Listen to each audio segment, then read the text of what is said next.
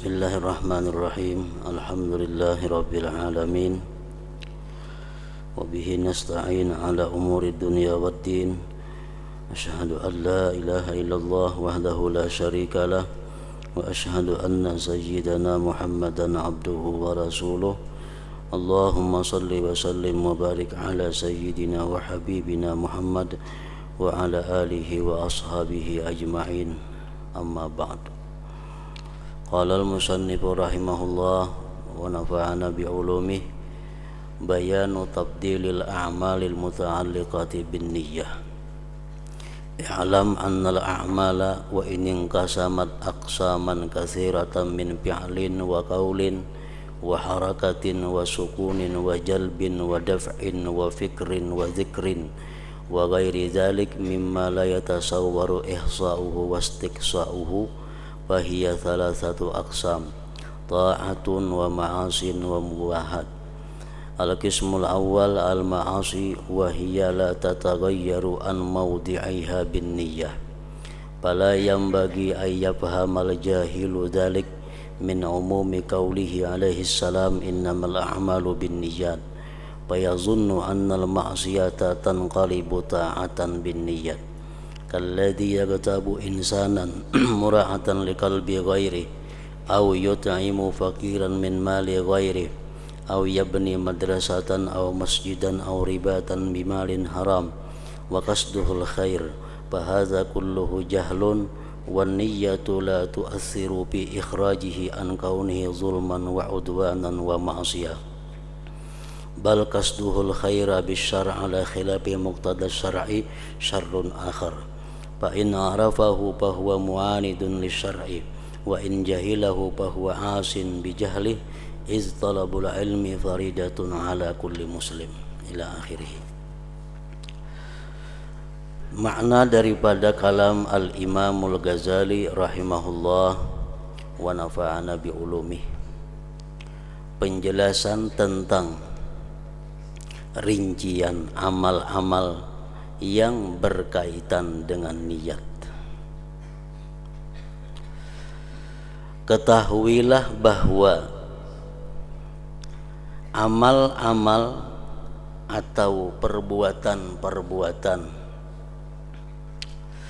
terbagi menjadi bagian yang banyak, dari perbuatan, perkataan, gerakan, diam, penarikan, tulakan, artinya menarik, menulak, pikiran, zikir, dan lainnya, makan, minum, memberi, menerima. Dari apa? Daripada apa yang tidak tergambar perhitungannya. Jadi amal perbuatan itu banyak.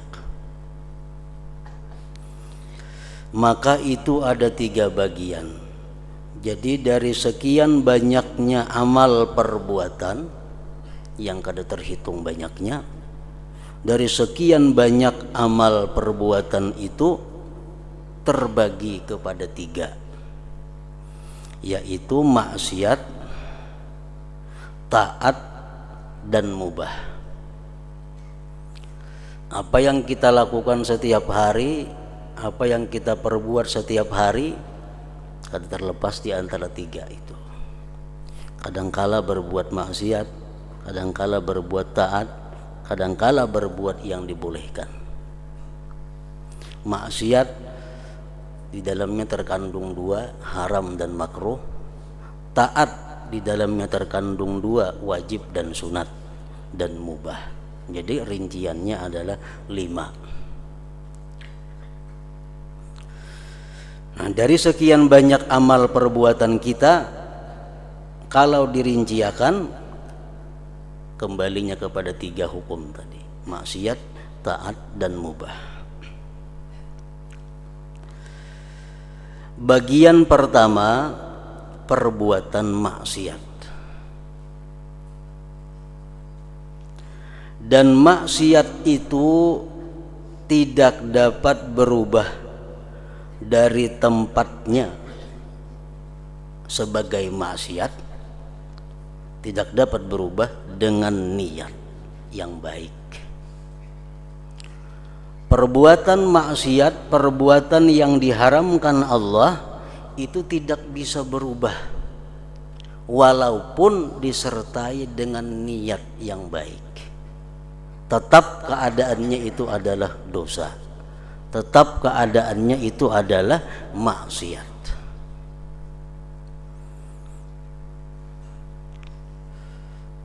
Contohnya, kawan kita menawarkan kepada kita minuman yang diharamkan Allah. Kawan kita menawarkan kepada kita minuman yang diharamkan Allah. Lalu kita mengambil dengan niat menyenangkan hatinya. Karena amun kita tolak, kena kecewainya, mengecewakan orang Islam itu berdosa. Amun kita ambil, hatinya senang, menyenangkan orang Islam itu adalah perbuatan yang mulia. Nah, jadi ambil minuman yang diharamkan tadi dengan niat menyenangkan hatinya. Nah, itu kada bisa. Kenapa? Karena sesuatu yang haram itu kada bisa berubah dengan sebab niat yang baik. Dengan sebab niat yang baik.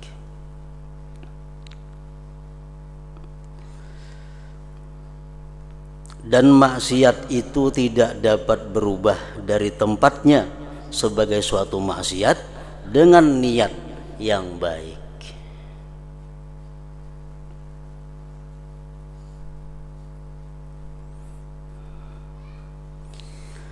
Maka tidak semestinya orang jahil, tidak semestinya orang yang jahil itu memahami demikian itu dari umumnya, dari keumuman, maksudnya dari umumnya sabda Rasulullah sallallahu alaihi wasallam, innamal a'malu binniyat, hanya saja amal perbuatan itu tergantung niatnya.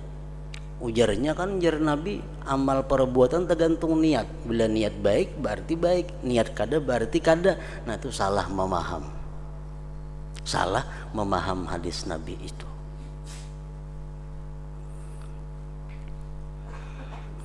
Tidak semestinya orang jahil memahami demikian itu dari umumnya sabda Rasulullah sallallahu alaihi wasallam, innamal a'malu binniyat, artinya hanya saja amal perbuatan itu tergantung niatnya. Lalu ia menyangka bahwa perbuatan maksiat dapat berubah menjadi perbuatan taat dengan niat yang baik. Nah, itu sangkaan yang salah, sangkaan dari orang-orang yang jahil. Kada kawa macam itu.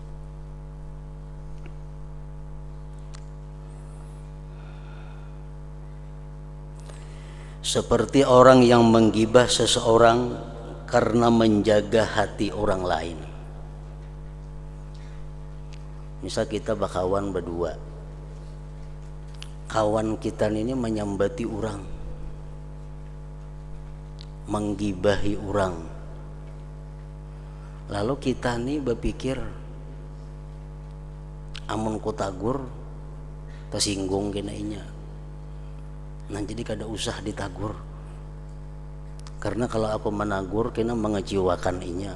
Untuk menyenangkan hatinya, biar jangan kada usah ditagur inya menggibahi orang itu. Nah, ini perbuatan yang salah.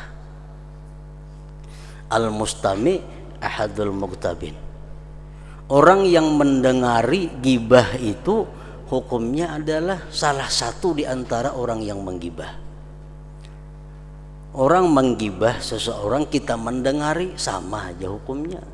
Karena amun kadada kita ini kada menggibah orang. Malah sorangan gerunung-gerunung bebandir nyambati orang. Karena kita ini mendengarakan, lalu inya menggibah. Nah, kita mendengarakan itu sama aja lawan menggibah. Jadi kalau kita kada menagur dengan niat untuk menyenangkan hatinya, itu salah. Salah. Itu kada merubah maksiat menjadi kebaikan, tetap maksiat. Karena niat, sebaik apapun niat, kada akan bisa merubah perbuatan maksiat menjadi perbuatan taat.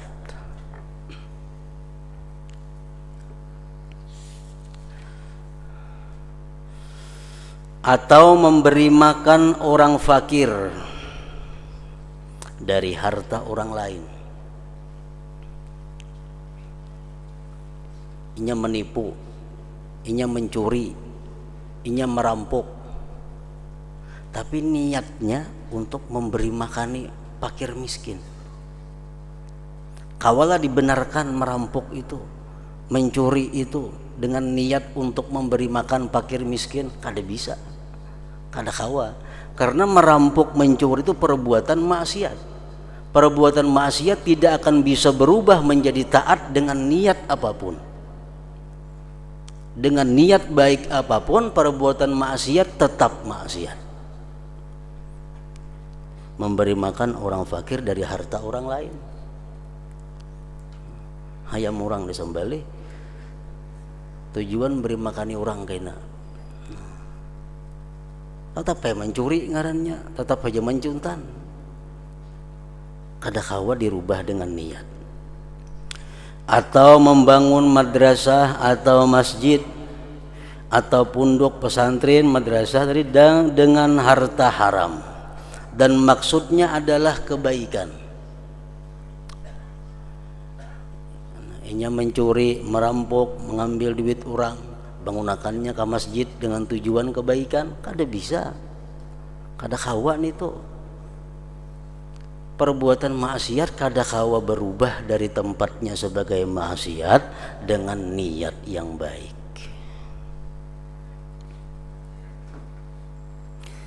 Maka ini semuanya adalah kejahilan.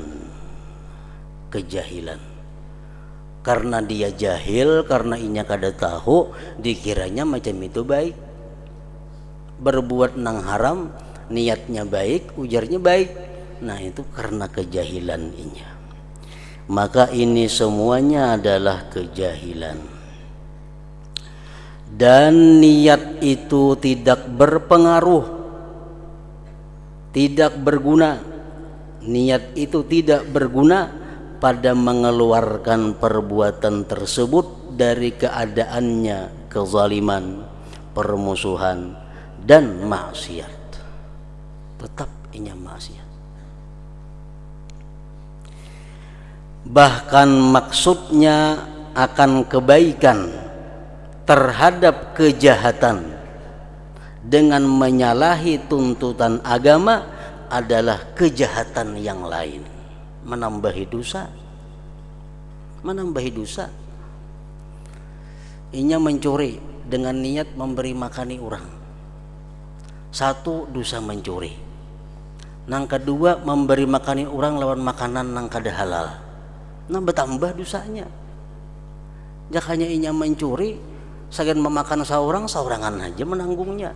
Ini mencuri niat memberi makani orang. Niat itu kada berguna. Mencuri tetap dosa, memberi makani orang dengan harta nang haram menambahi dosa.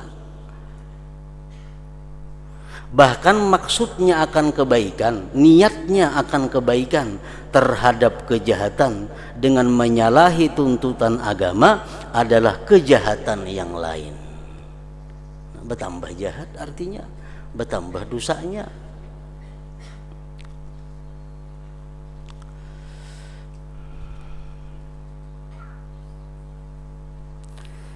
Ada kaidah yang menyatakan bahwa an-niyyatu la tu'assiru bil ma'asi. Niat itu tidak memberi bekas pada sesuatu yang maksiat. Kalau perbuatan taat diiringi dengan niat yang baik, bertambah banyak pahalanya. Perbuatan yang mubah yang dibolehkan tapi niatnya mulia, menjadikan mubah itu bernilai ibadah, berpahala. Tapi kalau perbuatan maksiat niatnya baik, tetap maksiat, bahkan bisa mendatangkan kemaksiatan yang lain lagi. Jadi niat yang baik jangan sekali-kali digunakan kepada maksiat, karena kada ada gunanya, menambah mudarat. An-niyat la tu'atsiru bil ma'asi. Niat itu tidak berbekas, tidak berpengaruh, tidak berguna pada sesuatu yang maksiat. Nah, namun dalam setiap kaidah itu pasti ada pengecualian. Ada beberapa perkara perbuatan maksiat itu bisa berubah menjadi tidak maksiat dengan niat. Tapi ini hanya pengecualian.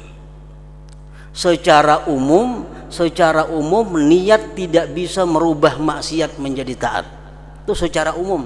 Tapi dalam beberapa keadaan tertentu niat itu bisa merubah yang maksiat menjadi taat. Tapi dalam keadaan tertentu. Seperti apa keadaan tertentu itu? Nah, ini kada boleh kita mengarang seorang. Karena sudah ada aturan-aturannya. Kita ambil beberapa contoh. Niat yang baik bisa merubah perbuatan maksiat menjadi tidak maksiat. Contohnya ghibah. Ghibah menyebut kejelekan orang, menyebut aib orang. Itu perbuatan maksiat. Tapi kalau niatnya baik, ini bisa merubah keadaan maksiat tadi menjadi tidak maksiat lagi. Contohnya tazallum yang pertama. Kita ini dianiaya. Nah, kita dianiaya oleh seseorang. Kita ditipu oleh seseorang, kita dizalim oleh seseorang. Nah, lalu payajuzu lil mazlum ayyazkura inda man lahu wilayatun aw lahu qudratun ala insabihi zulma zalimihi bi ayyakula zalamani pulan bikas dirab zalamatihi. Boleh bagi orang yang dizalim itu menyebutkan di sisi orang yang punya kekuatan, di sisi orang yang berwenang, menyebutkan kezaliman orang yang menzalim dia dengan niat menghilangkan kezalimannya itu. Nah, boleh. Kita misal ditipu orang. Kalau kita ditipu orang ini, kita mesti melapor ke mana? Lawan orang nang kau menghilangkan kezalimannya. Kita lapor ke polisi misalnya, atau kita lapor ke kepala desa. Karena beliau itu nang kawa mengurusnya. Kita lapor ulun ditipu si Pulan bin Pulan. Ini menyebut keaiban orang nih, menyebut kejelekan orang. Tapi tujuan kita menyebut itu adalah untuk menghilangkan kezalimannya, agar si orang yang kita kisahkan ini dapat menangkapnya sehingga mengembalikan kezaliman kepada kita. Ampihnya berdosa. Nah, jadi kita lapor ke polisi, wahai polisi, ulun tadi dizalim Pulan bin Pulan, ulun ditipunya. Nah, tujuan kita melapor ke polisi itu apa? Supaya polisi ini bisa menangkapnya dan mengembalikan kezaliman itu kepada kita. Nah, niatnya baik. Sehingga kita menyebut kejelekan inya di hadapan polisi itu bukan ghibah yang diharamkan lagi, bukan perbuatan maksiat lagi, karena niat kita bukan untuk menghinakan dia, niat kita bukan untuk menghancurkan martabat dia, tapi niat kita untuk menghilangkan kezalimannya. Nah, jadi dalam beberapa hal niat itu bisa berpengaruh kepada yang maksiat menjadi tidak maksiat. Tapi dalam beberapa hal tertentu, contohnya ya macam tadi. Contoh yang kedua masih dalam masalah ghibah, al-isti'anah ala taghayyuril munkar wa raddil 'asi ila shawab bi ay yazkura dzalik inda man yarju qudratahu ala izalatil munkar bi kasdit tawassul ila izalatil munkar. Kita mengetahui kawan kita, tetangga kita ini berbuat munkar. Tetangga kita ini berbuat munkar. kita menagur kada wani, kita menagur kita bisa sakit. Nah, kalau kita datangi orang yang orang itu punya keberanian menegur kawan kita ini, kita datangi sidin, kita sebutkan kemunkarannya. Anu Pak Aina sebelah rumah ulun itu berbuat nang kada baik terus, berbuat munkar terus. Nah, kita menyebut keaiban orang, kejelekan ini gibah ngarannya. Tapi karena niat kita untuk menghilangkan munkar, maka itu jadi bukan maksiat.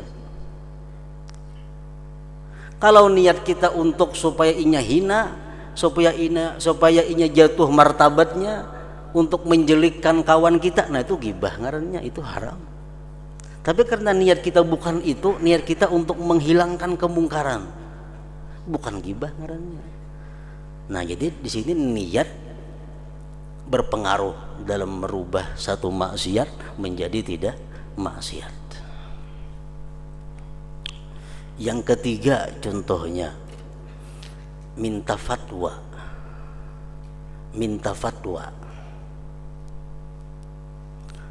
Dia menyebutkan kezaliman orang, dia menyebutkan kejelikan orang, tapi untuk minta fatwa kepada seorang mufti atau seorang ulama.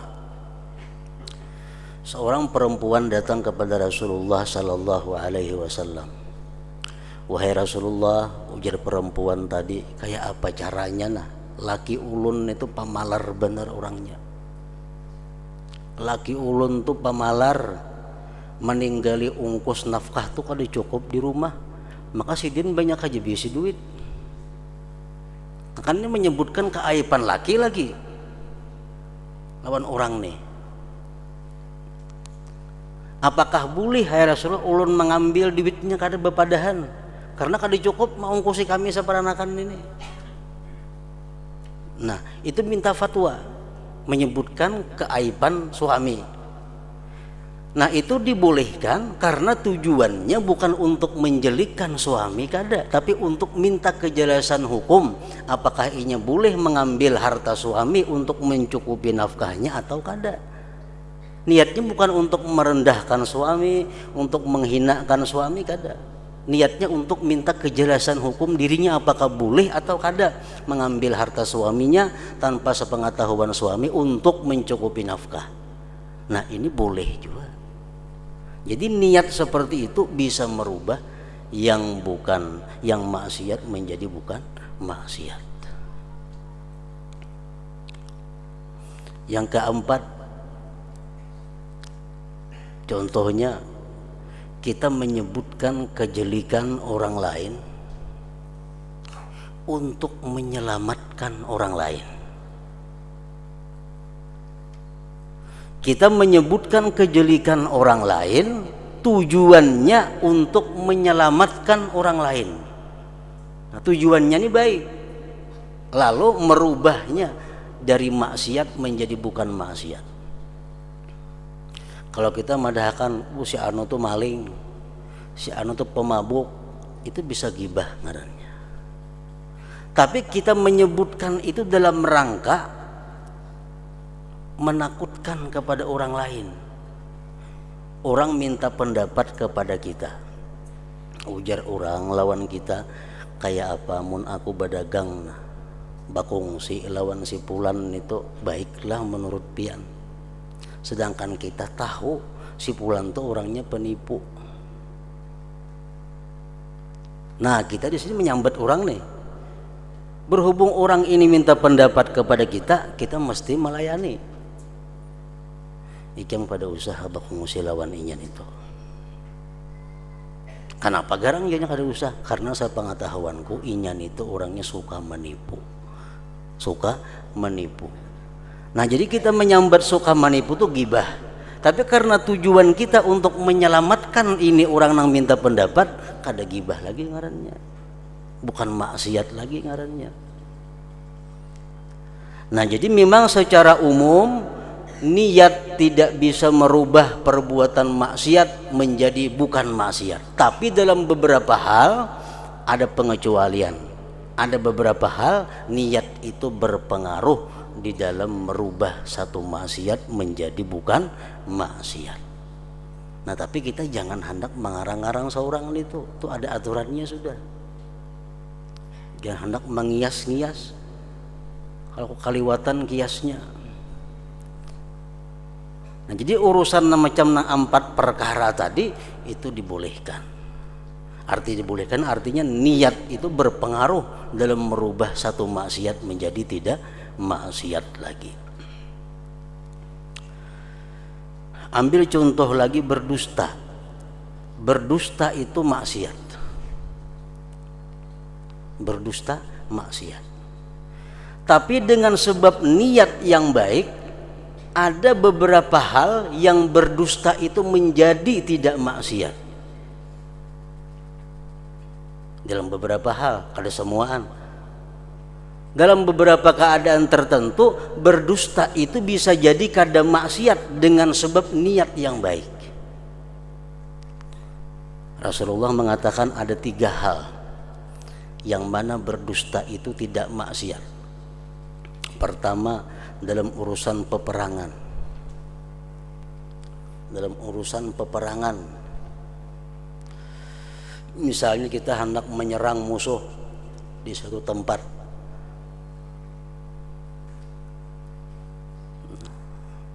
musuh kita di Tanjung umpamanya, lalu hendak menyerang ke sana, lalu kita umumkan kepada anak buah, kepada prajurit kita akan menyerang musuh besok hari di Tanjung, Jalan Paringin, kita berangkat. Padahal kita sudah merencanakan jalan amuntai kaina. Tujuannya apa? Supaya musuh itu kita mendengar berita ini salah perkiraannya. Tujuan untuk mengelabui musuh. Nah, satu. Yang kedua, ujar Nabi, untuk islah zatil bain, untuk mendamaikan 2 orang yang bertengkar. Si A lawan si B bertengkar, kita juru damai. Kita jadi juru damai ini boleh kita menggunakan dusta dengan niat supaya 2 bertengkar ini bisa berdamai. Nah, itu niat berfungsi merubah sesuatu yang maksiat menjadi tidak maksiat. Yang ketiga, ujar Nabi, liyurdi zaujaha, untuk menyenangkan pasangannya. Untuk menyenangkan pasangannya. Di situ berdusta dengan niat untuk menyenangkan pasangannya menjadi dusta yang bukan maksiat.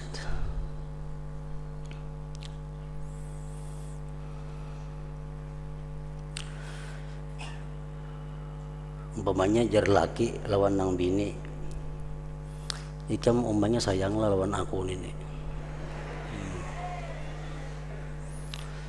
Nah, lalu ujar umanya, bah pian tuh nomor 1 ulun sayangi sudah, walaupun dalam hati nomor 1000 umpamanya, tapi dimuntung ayo nomor 1 kada apa-apa, untuk menyenangkan pasangannya.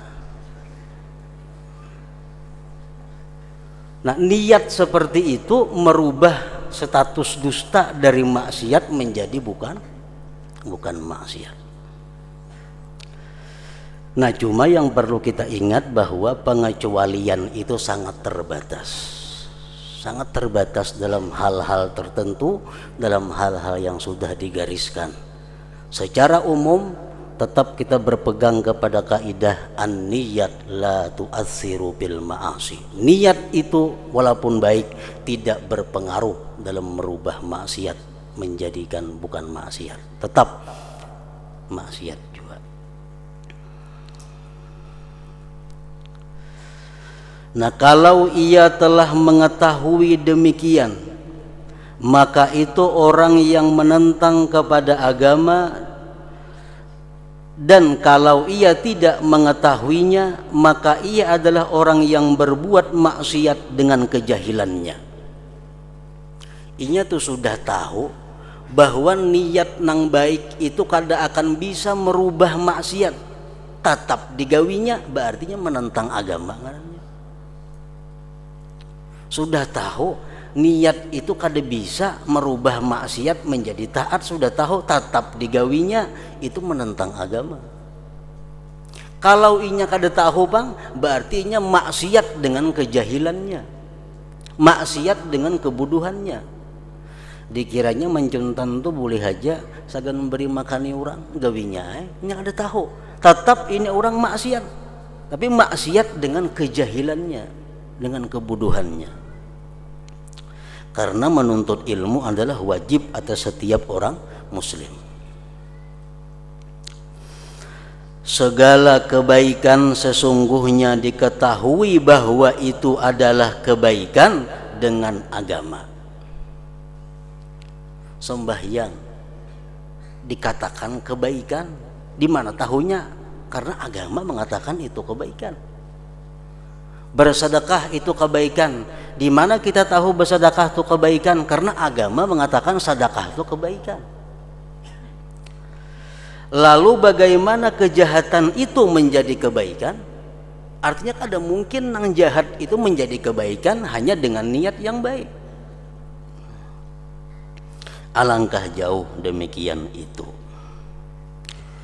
Tetapi yang menganjurkan bagi demikian atas hati adalah tersembunyinya nafsu syahwat dan batinnya hawa nafsu. Itu yang seringkali merasuk ke dalam hati kita, dikuasai hawa nafsu, dikuasai oleh nafsu dan syahwat, sehingga itulah yang membuat kita ini mau melaksanakan sesuatu yang haram dengan niat yang baik itu, padahal itu kada ada manfaatnya. Karena apabila hati itu cenderung kepada mencari kedudukan dan menarik hati manusia supaya cinta kepada dia, supaya hormat kepada dia, dan setinggal bagian-bagian nafsu, maka dengannya syaitan menjadikan perantara untuk menipu orang jahil.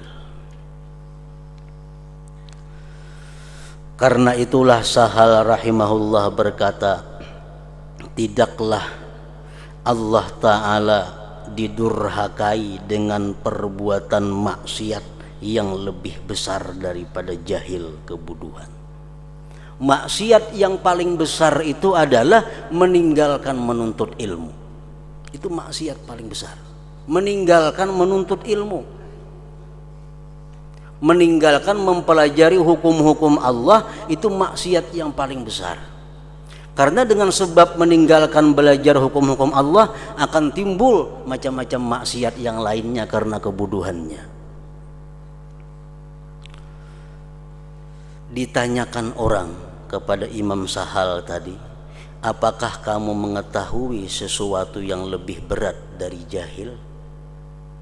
Ujar orang, wahai Imam Sahal, adakah lagi yang paling berbahaya daripada kejahilan itu? Kejahilan berbahaya. Adakah yang lebih berbahaya daripada kejahilan? Beliau menjawab, ya ada, yaitu jahil dengan kejahilan. Kada tahu pada inya tuh jahil, berat lagi. Kada tahu pada inya tuh, kada tahu tuh paling berat. Dikira asa tahu aja, padahal luput. Nah itu yang paling berat.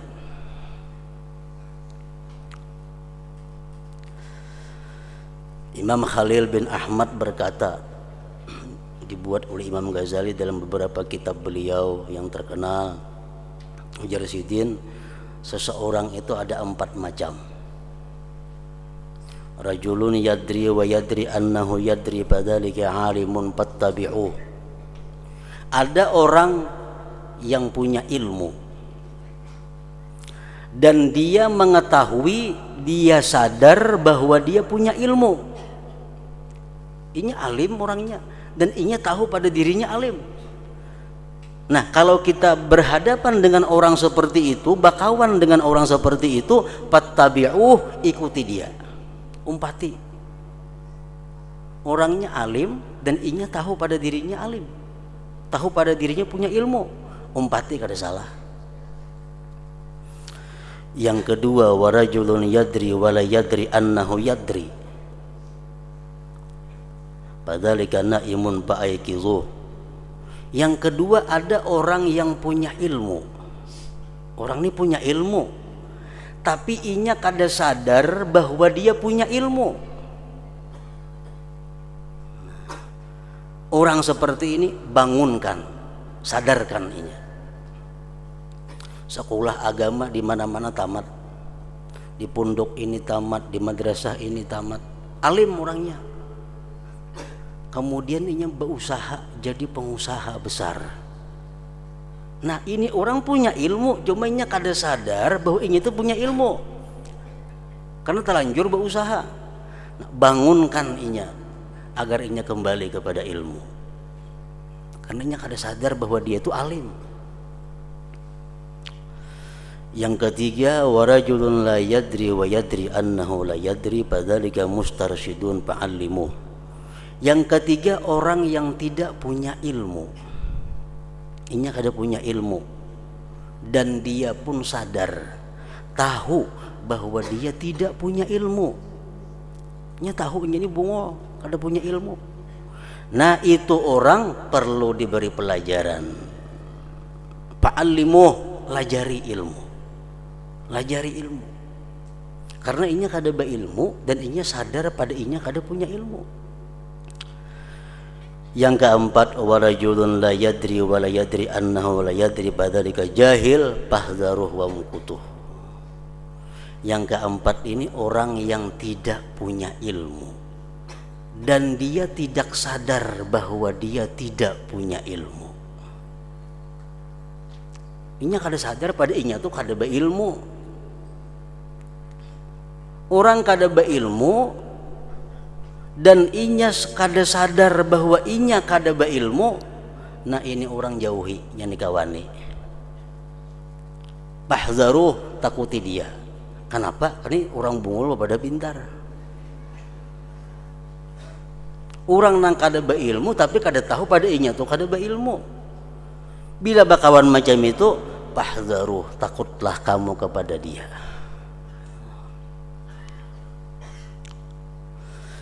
Dan itu benar apa yang dikatakan oleh Imam Sahal Tustari tadi, seperti yang dikatakan beliau, karena jahil terhadap kejahilan itu menutup secara keseluruhan pintu belajar. Orang untuk kada berilmu tapi nya kada merasa, nya kada mau belajar, kada mau belajar, baca buku kada mau, nangadakan ceramah kada mau, hadir ke pengajian kada mau. Kenapa? Inya kada merasa pada inya tuh kada berilmu.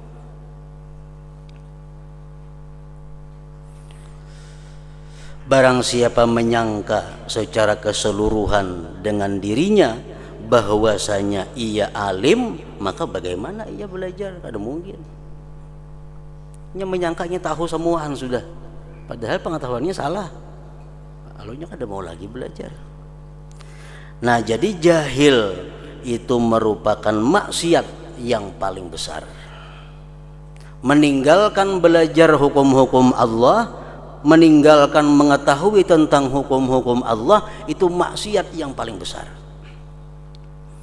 Begitu pula seutama-utama sesuatu yang ditaati Allah dengannya adalah ilmu. Taat yang paling agung, taat yang paling tinggi adalah ilmu.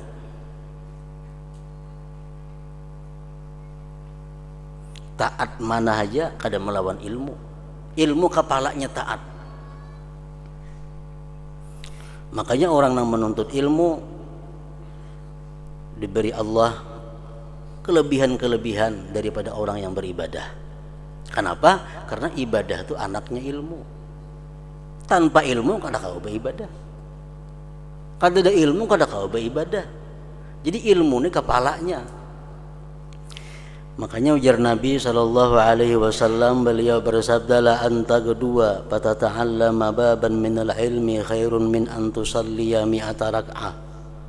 Engkau pergi menuntut ilmu, belajar satu bab di situ, itu lebih baik bagi engkau sembahyang 100 rakaat. Kita belajar ilmu sebab lawan orang sembahyang 100 rakaat, mana ganalnya pahalanya? Ganal belajar ilmu. Karena ibadahnya itu anaknya ilmu. Hadis yang lain Rasulullah mengatakan hudhuru majlisi alim afdal min salati alfi rak'atin wa iyadati alfi marid wa syuhudi alfi janazah. Menghadiri majlis ilmu agama, menghadiri majlis belajar pengetahuan agama itu lebih afdal daripada sembahyang 1000 rakaat. Ditambah lagi mailangi 1000 orang garing. Ditambah lagi umpat ma'atar kakubur 1000 jenazah.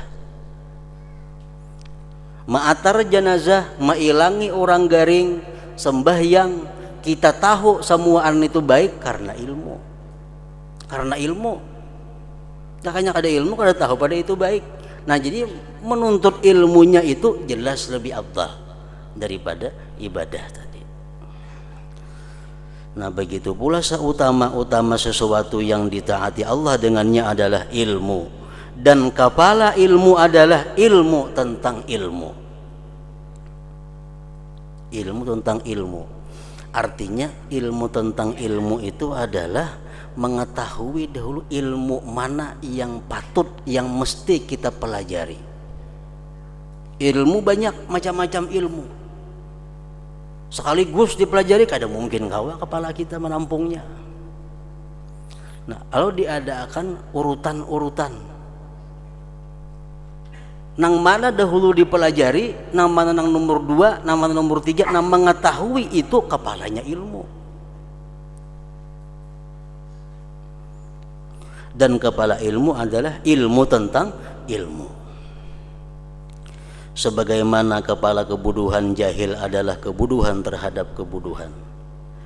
Sesungguhnya barang siapa tidak mengetahui ilmu yang bermanfaat daripada ilmu yang membawa mudarat, maka ia menyibukkan diri dengan apa yang manusia jatuh padanya dari ilmu-ilmu yang dihiasi yang menjadi perantara mereka kepada dunia. Ada ilmu-ilmu yang menjadikan dia perantara kepada dunia. Ada ilmu-ilmu yang membawa dia kepada keridaan Allah. Nah, ilmu mana dahulu yang dipelajari? Dan demikian itu adalah unsur kebodohan dan sumber kerusakan alam. Kalau kita meninggalkan ilmu nang mesti dahulu dipelajari, kita andak bedudi bedahulu ilmu nang kada penting, nah itu sumber kerusakan alam ini. Yang dimaksud adalah bahwa barang siapa bermaksud kebaikan dengan perbuatan maksiat karena kebodohan, maka ia tidak dimaafkan Allah. Orang tuh berbuat dosa, niatnya baik, kada berbekas, dan itu jadi maksiat, Allah kada akan memaafkan karena kebodohan inya, karena kejahilan inya. Kalau bang kena balasan ulun kada tahu pada itu kada boleh, kada ada maaf seperti itu, tetap dia dihukum. Kenapa mencuntan niat memberi makan orang, dikira ulun itu boleh aja jadi ulun gawi. Nah, kada kawa alasan seperti itu. Kada ada maaf bagi orang yang jahil. Tidak ada maaf bagi orang yang jahil, kecuali apabila ia adalah orang yang baru masuk Islam. Namun ia hanya masuk Islam, memperbuat nang macam itu, dimaafkan Allah. Dan tidak mendapatkan sesudah itu waktu untuk belajar. Ini hanya masuk Islam, mencuntan, hendak memberi makani orang, ini kada tahu dikiranya boleh aja, itu dimaafkan Allah. Kenapa? Karena ini belum ada waktu untuk mempelajari agama, hanya masuk Islam. Kalau orang nang mulai ninik moyang Islam, kada ada lagi alasannya. Allah Subhanahu wa taala berfirman, "Fas'alu ahla dzikri in kuntum la ta'lamun." Artinya, maka tanyakanlah, takunakan kepada orang-orang yang berilmu jika kamu tidak mengetahui. Amun kada tahu, betakun hukumnya. Betakun hukumnya apa ngalihnya? Nah, kada ada alasan kada tahu hukumnya kalau kita hidup di tengah kota. Kalau kita sudah lawas beragama Islam. Nah, hingga situ Rasulullah sallallahu alaihi wasallam bersabda,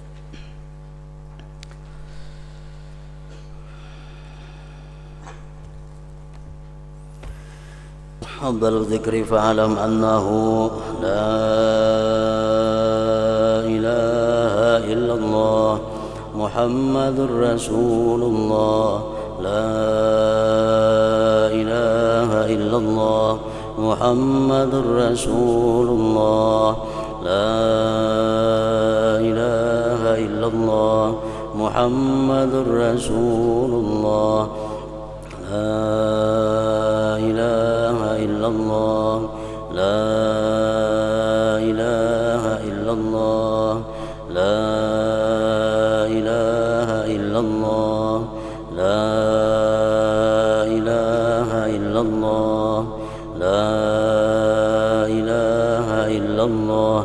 Allahu Allah, Allahu Allah, Allahu Allah, Allahu Allah, Allahu Allah, Allahu Allah, Allah, Allahu Allah, Allahu Allah, Allahu Allah, Allahu Allah, Allahu Allahu Allah, la ilaha illallah Muhammadur Rasulullah, la ilaha illallah Muhammadur Rasulullah, la ilaha illallah Muhammadur Rasulullah, la ilaha illallah. Al-Fatihah ila hadratin Nabi wa alihi wasallam.